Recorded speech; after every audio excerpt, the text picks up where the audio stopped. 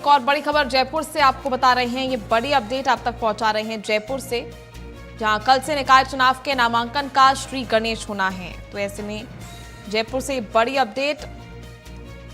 प्रदेश में नगरीय निकाय चुनाव को लेकर 2 चरणों में 9 और 11 सितंबर को वोट डाले जाएंगे। इसको लेकर कल से नामांकन शुरू होगा। पार्षद प्रत्याशियों के लिए नामांकन का शेड्यूल भी जारी कर दिया गया है।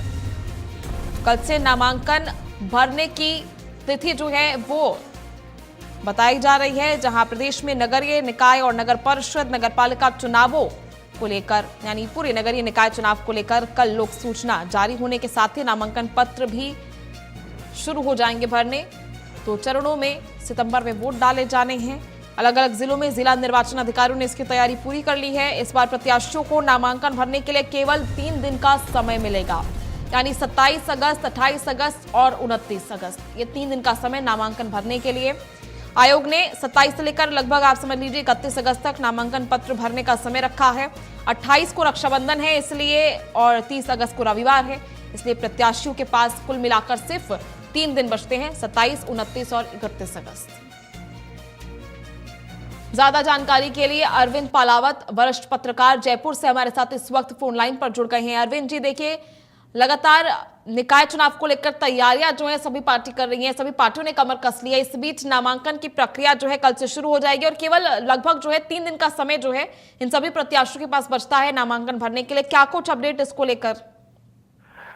जी हाँ, देखिए बिल्कुल। राजस्थान की यदि मैं बात करूं तो यहाँ निकाय चुनाव को लेकर के जो तैयारियां हैं वो अब पूरी तरह से अंतिम दौर पर है, क्योंकि यहाँ पर जो नामांकन प्रक्रिया है वो कल अधिसूचना जारी होने के साथ ही नामांकन की प्रक्रिया है वो यहाँ पर शुरू हो जाएगी। और 309 निकायों के लिए ये चुनाव होने हैं, जिसमें 10,245 वार्ड है, वहां पर पार्षद चुने जाएंगे और उसके बाद में जो सभापति हैं, मेयर है, अध्यक्ष हैं पालिकाओं के, उनका जो चयन है वो यहाँ पर होगा। लेकिन उससे पहले, क्योंकि पार्षदों के चुनाव जो है वो डायरेक्ट जो वोटिंग है उसके माध्यम से होगा, तो ऐसे में अब जो 10,245 वार्डों में जो चुनाव होने हैं उसको लेकर के कल अधिसूचना जारी हो जाएगी और उसके साथ ही नामांकन की प्रक्रिया है वो यहाँ पर शुरू कर दी जाएगी। 3 दिन का जो मौका है वो यहाँ पर मिलेगा नामांकन के लिए। 27 अगस्त, 29 अगस्त और 31 अगस्त, इन 3 दिन जो नामांकन की जो प्रक्रिया है वो यहाँ पर चलेगी। और यदि मैं विशेष तौर पर जयपुर की बात करूं या अन्य जो 9 निगम है, क्योंकि निगमों में ज्यादा जो फोकस है वो यहाँ पर है और ये कोशिश है कि जो निगम है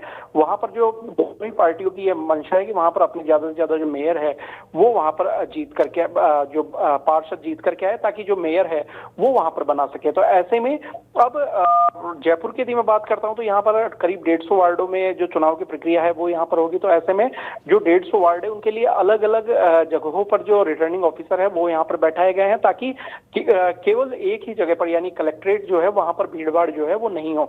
अलग अलग इलाकों में जो रिटर्निंग ऑफिसर है उनको वहां पर सीटिंग की गई है ताकि प्रत्याशी अपना नामांकन है वो दाखिल कर सके। इसके साथ ही बड़ी जो मशक्कत है, देखिए वो पार्टीज के सामने है, क्योंकि उनको आज या कल में जो अपने प्रत्याशी है वो यहाँ पर घोषित करने। हालांकि अधिकांश जो प्रत्याशी है वो संभवतः 31 अगस्त को अपना नामांकन है वो दाखिल करेंगे, क्योंकि जो बीजेपी कांग्रेस से जो टिकट लेने के इच्छुक प्रत्याशी हैं उनके साथ ही कई ऐसे व्यक्ति हैं जो निर्दलीय नामांकन भरना चाहते हैं। तो ऐसे में उनकी उम्मीद है कि एक बार वो ये देखना चाहते हैं कि क्या पार्टी उनको टिकट देती है या नहीं देती है। यदि पार्टी उनको सिंबल नहीं देती है तो ऐसे में वो जो चुनाव है वहां पर निर्दलीय या बागी प्रत्याशी के तौर पर यहाँ पर भर सकते हैं। तो ऐसे में अब पार्टीज के सामने भी एक बड़ी मशक्कत है कि वे अपने जो उम्मीदवार हैं उनकी घोषणा करें, क्योंकि उम्मीदवारों की घोषणा के बाद में मुख्य काम जो है वो शुरू होता है डैमेज कंट्रोल का। किस तरह से जो पार्टीज हैं वो अपने बागियों को मनाने में जुटती है, ये बहुत एक महत्वपूर्ण जो चीज है वो यहाँ पर सामने आती है कि जब भी कोई भी चुनाव होता है तो उसके जो प्रत्याशियों की घोषणा होती है तो उसके बाद में ये एक बहुत महत्वपूर्ण काम है वो पॉलिटिकल पार्टीज के सामने होता है। तो ऐसे में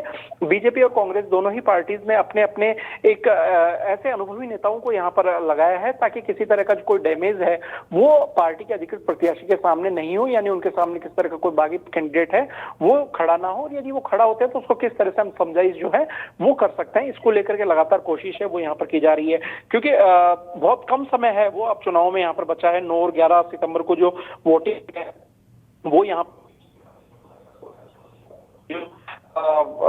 मतगणना है वो यहाँ पर की जाएगी। तो ऐसे में अब काफी कम समय जो है वो यहाँ पर बचा है और अब कल जब अधिसूचना जारी हो जाएगी तो उसके बाद में जो चुनावी सरगर्मी है वो यहाँ राजस्थान के अंदर देखी जा सकेगी। और उसके बाद में तमाम जो पॉलिटिकल पार्टीज के साथ ही जो प्रत्याशी हैं वो अपने अपने जो फॉर्म है वो यहाँ पर भर सकेंगे। प्रत्याशियों की ओर से फॉर्म लेने की जो प्रक्रिया है वो कल से ही शुरू कर दी जाएगी। जैसे याद अधिसूचना जारी होती है चुनाव की, उसके तत्काल बाद जो फॉर्म है वो लेकर के और प्रत्याशी जो संभावित कैंडिडेट्स हैं वो अपने अपने फॉर्म है वो भरेंगे, क्योंकि फॉर्म भरना भी अपने आप में बहुत महत्वपूर्ण ऐसा एक अंग है इस चुनाव का।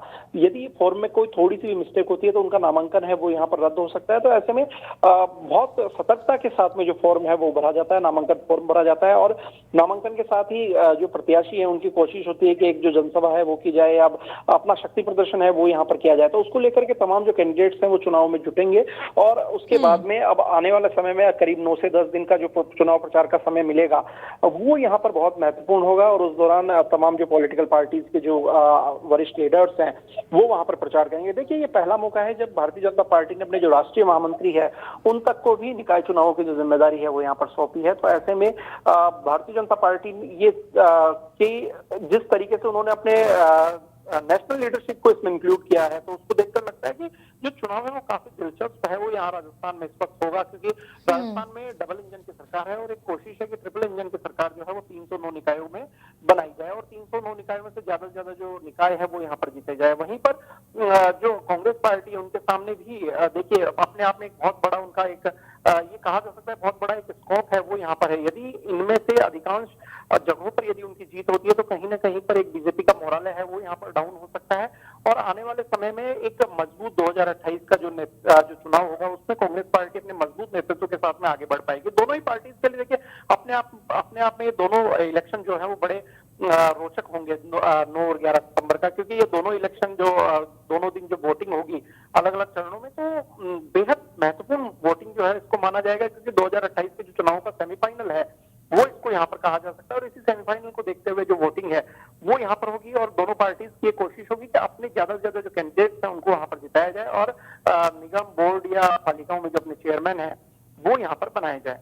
जी ठीक है, चलिए अरविंद जी, बहुत बहुत शुक्रिया आपका जुड़ने के लिए, तमाम जानकारी साझा करने के लिए।